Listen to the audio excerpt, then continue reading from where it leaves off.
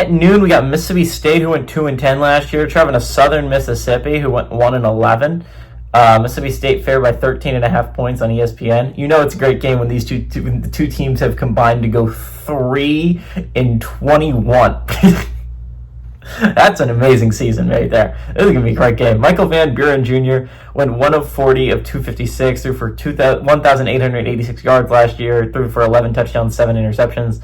Davon Booth had 152 carries for 759 yards and 5 touchdowns, and Kevin Coleman Jr. had 74 catches for 932 yards and 6 touchdowns. Tate Rodemaker went 98 of 164, threw for 985 yards, 7 touchdowns, 7 interceptions for the Golden Eagle, the Hawkeyes, the Golden Eagles. I think Southern Miss and Golden Eagles. Rodriguez Clark had 124 carries for 604 yards and a touchdown, and Larry Simmons had 27 catches, geez Louise, for 421 yards and a touchdown. Mississippi State is 16-14 against Southern Miss all time. Last 6 games have gone to Mississippi State from 1989 to 2023. If you want to know how bad Mississippi State is last year, they are going on the road to a team that won 1-11 the year previous. That was the second worst team in all of Group of 5. I think I can say that. I think Kennesaw State was better than them last year. Only team that was worse was Kent State. They're going on the road to that team. This is an SEC program, and they're only favored by 13.5 points. They only think that Mississippi State is 17 points better than the second worst team in all of college football last year. Now, did Southern Miss get better? Absolutely. They bring in Charlie Huff, who did amazing wonders at Marshall. They came away with a Sun Belt championship last year, right? So you're talking about a championship caliber coach leaving his program at Marshall, which Marshall, how did you not throw money at him to get him to stay? There's no way Southern Miss outbid you for that. Give him his cash, dog. He made you guys really solid. You were on the cusp of being something really good at Marshall, but nope, he goes to Southern Miss to try and start to build that program.